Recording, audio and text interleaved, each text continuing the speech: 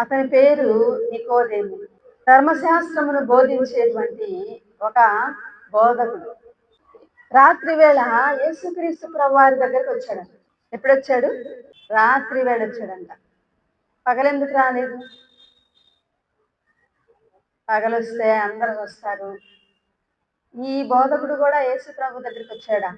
తర్వాత శాస్త్రులు పరిచయం చూస్తారేమో, సద్దూకయ్యులు చూస్తారేమో, ఇంకా రోమా ప్రభుత్వంలో ఉన్నటువంటి ఆ యొక్క హేరోదీయులు చూస్తారేమో.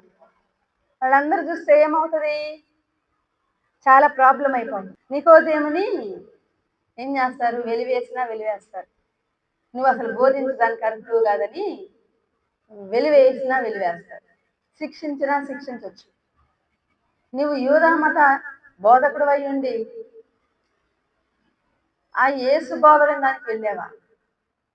యేసుక్రీస్తు ప్రభువారిని ఎవరైనా ఒప్పుకుంటే ఆ రోజుల్లో, ఎవరంటే ఈ పరిసయ్యులు కానీ, ఈ బోధకులు కానీ, ఆ మెయిన్ స్ట్రీమ్ లో ఉన్నటువంటి వాళ్ళు, అంటే నార్మల్ పీపుల్ కాకుండా, సామాన్య ప్రజలు కాకుండా ఎవరైనా ఆయన్ని ఒప్పుకుంటే చాలా కాన్సిక్వెన్సెస్ జరుగుతాయి అన్నమాట.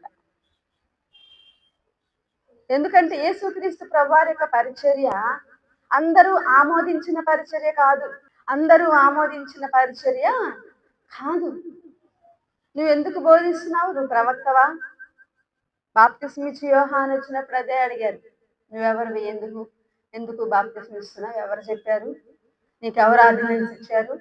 ఎవరు అధికారం ఇచ్చారు? ఏ మినిస్ట్రీ ద్వారా నువ్వు చేస్తున్నావు ఈ కార్యాలు కదా? అలాగే యేసు ప్రభు పరిచర్యని అంతకంటే అంగీకరించాల. ఎందుకంటే కనీసం బాప్తిస్మిచ్చి యోహాను గారు లేవి గోత్రం కన్నా చెంది ఉన్నాడు. వాళ్ళ నాన్న మరి జకర్యా. వాళ్ళ నాన్నెవరు? జకర్యా మరి లేవి గోత్రానికి చెందినవాడు, ప్లస్ యాజకుడు, ప్రధాన యాజకుడు, అన్ని విధాలుగా పనిచేశాడు అన్నమాట. జకర్యా ఒక యాజకత్వాన్ని చేసేవాడుగా ఉన్నాడు కాబట్టి అట్లీస్ట్ ఆ క్వాలిఫికేషన్, ఆ బ్యాక్గ్రౌండ్ బాప్తిస్మిచ్చి యోహాను గారికి ఉపయోగపడింది. అందుకని అంగీకరించలేకపోయారు.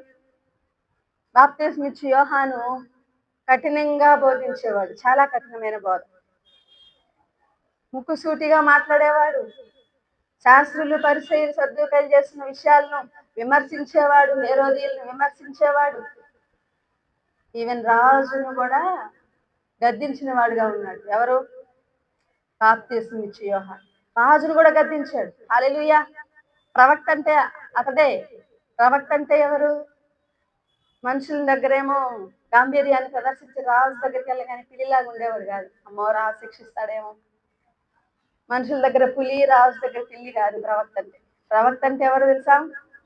రాజులని, అధికారుల్ని, ప్రముఖులని, గొప్పవారి దగ్గరికి వెళ్ళి సత్యాన్ని ఉన్నది ఉన్నట్లుగా ధైర్యంగా ప్రకటించేవాడే ప్రవక్త. హల్లెలూయా. అటువంటి పరిచర్య బాప్తిస్మిచ్చి యోహాను చేశాడు. బాప్తిస్మిచ్చి యోహాను పరిచర్యను వారు పబ్లిక్ గా అంగీకరించాల. ప్రజలు అంగీకరించారు కానీ యూదా మత ప్రవిష్టులు అంగీకరించాల. అటు అంగీకరించినట్టు లేరు, ఇటు అంగీకరించినట్టు లేరు. న్యూట్రల్ గా ఉన్నారన్నమాట.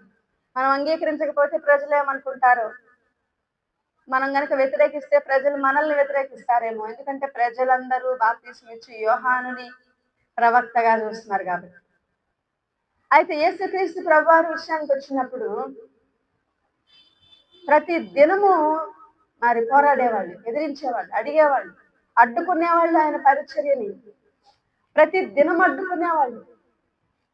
ఉదయం తెల్లవారితే ఆయన లేచి బయలుదేరి సువార్త ప్రకటించడానికి వెళ్ళినప్పుడు దినము కూడా ఆయన్ను ఏం చేస్తా వచ్చారు? శోధిస్తా వచ్చారు.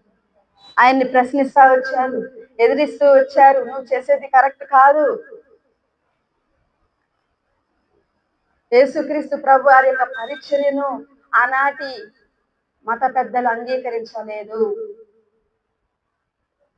యేసుక్రీస్తు ప్రభు వారి యొక్క పరిచర్యను అప్పుడున్న దేవాలయంలో ఉన్నటువంటి పరిచర్య చేసేటువంటి అధికారులు కానీ, పెద్దలు కానీ, ప్రధాన యాజకులు కానీ ఎవరు కూడా ఒక్కరు కూడా అంగీకరించలేదు, ఆమోదించలేదు. పైగా ప్రజలు ఎవరైనా ఆయన దగ్గరికి వెళ్తే, ఎవరైనా ఆయన దగ్గరకు వెళ్ళి ఆయన యొక్క బోధ విని అట్లా చేస్తే ఒక్కొక్కసారి వాళ్ళని శిక్షించేవాళ్ళు కూడా. గుంపులో అందరు కలిసి వెళ్ళి ఇది వచ్చేవాళ్ళు ఏమన్నారు కానీ, ప్రత్యేకంగా ఎవరన్నా ఈ మంచి ప్రవక్త అన్న యేసుక్రీస్తు ప్రభువాన్ని ఒప్పుకుంటే, యేసుక్రీస్తు ప్రభువాని పక్షంగా మాట్లాడితే ఏం చేసేవాళ్ళు? వాళ్ళని శిక్షించేవాళ్ళు. యేసుక్రీస్తు ప్రభువారి యొక్క పరిచర్యను పబ్లిక్ గా ఎవరు కూడా మాట్లాడడానికి లేదు ఆ రోజు. అందుకే ఆయన అన్నాడు, మనుష్యుల ఎదుట నన్ను గూర్చి మీరు ఒప్పుకొనకపోతే నేను కూడా నా తండ్రి ఎదుట ఒప్పుకోను. ఆ రోజున ఉన్న సమస్య అది. మనుషుల ఎదుట ఒప్పుకోవడానికి చాలా మంది భయపడేవాళ్ళు. సామాన్య ప్రజలు, రోగగ్రస్తులు, వ్యాధి పీడితులు, దురాత్మ పీడితులు ఆయన్ని వెంబడించి వాళ్ళ డెలివరెన్స్ కోసం వచ్చేవాళ్ళు కానీ ఆయన్ని బహిరంగంగా ఒప్పుకోవడానికి మరి ప్రముఖులైన వాళ్ళు, పెద్దలైన వాళ్ళు వీళ్ళందరూ కూడా భయపడేవాళ్ళు. ఈయన చేస్తున్న పరిచర్య కరెక్ట్ అని వాళ్ళకి అర్థమైనా కూడా వాళ్ళు ఏం చేసేవాళ్ళు తెలుసా? వ్యతిరేకించేవాళ్ళు. ఎందుకంటే వారి స్థానం వాళ్ళు పోగొట్టుకుంటారు. యేసుక్రీస్తు ప్రభువారి పరిచర్యను వాళ్ళు ప్రోత్సహిస్తే, యేసుక్రీస్తు ప్రభువారి యొక్క పరిచర్యను వాళ్ళు ఆమోదిస్తే ఎవరికి విలువ తగ్గిపోద్ది? ఈ శాస్త్రులకి విలువ తగ్గిపోద్ది, పరిసయ్యులకు విలువ తగ్గిపోద్ది, సద్దుకయ్యులకు విలువ తగ్గిపోద్ది. తగ్గిపోతే ఏమవుతుంది? వాళ్ళకి ఆపర్చునిటీస్ రావు, వాళ్ళకి కానుకలు రావు, వాళ్ళకి పేరు రాదు, వాళ్ళకి ఘనత రాదు, అందరూ వందనాలు చెప్పరు కదా. పెండ్లి విందుల్లోనంట అగ్రస్థానాల్లో కూర్చుంటారంట, పోయి అందరి చేత వందనాలు స్వీకరిస్తారంట. ఇలాంటి మరి ధనాపేక్ష పరులుగా ఉండి వాళ్ళు దేవుని యొక్క పని, దేవుని యొక్క పరిచర్య అనే పేరుతో దేవుని పరిచర్యను వారు ఘనపరచట్లేదు కానీ తమ్మును తాము ఘనపరుచుకునేవారుగా, తమ విలువను పెంచుకునేవారిగా, తన ధనాన్ని వృద్ధి చేసుకునేవారిగా వారు జీవిస్తా ఉన్నారు. యేసుక్రీస్తు ప్రభువారి యొక్క పరిచర్యను ఎప్పుడైతే వాళ్ళు అంగీకరిస్తారో అప్పుడు వెంటనే ఏమైపోతుంది? వాళ్ళ స్థాయి తగ్గిపోతుంది. ప్రభు యొక్క స్థాయి వాళ్ళు ఒప్పుకున్నా ఒప్పుకోకపోయినా గొప్ప స్థాయి, కానీ ఇంకా పబ్లిక్ గా అంగీకరిస్తే ఇంకేమవుతుంది?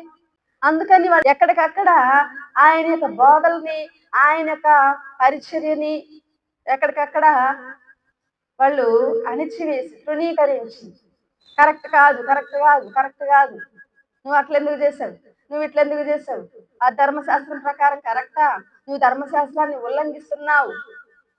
యేసుక్రీస్తు ప్రభువారే ఈ లోకానికి వస్తే ఏమంటున్నారు? నువ్వు ధర్మశాస్త్రాన్ని ఉల్లంఘిస్తున్నావు అంటున్నారు, నువ్వు చేసే పరిచర్య కరెక్ట్ కాదంటున్నారు. సాక్షాత్తు ప్రభువారే వచ్చి పరిచర్య చేస్తుంటే ఆయనకే ఎన్నో వంకలు చెప్పారు కదా. ఆయన్నే అంగీకరించలేదు, ఆయన్నే ఆమోదించలేదు. ఇక మనుషులు మరి దేవుని యొక్క పిలుపుని బట్టి, ఏర్పాటును బట్టి పరిచర్య చేస్తుంటే ఆనాటి శాస్త్రులు లాంటి వారు, పరిసయ్యులు లాంటి వారు ఈనాడు కూడా ఉన్నారు. అలాంటి వారు ప్రోత్సహిస్తారా? అట్లాంటి వారు అన్ని కాలాల్లో ఉన్నారు. ఎంత మాత్రం ప్రోత్సహించరు.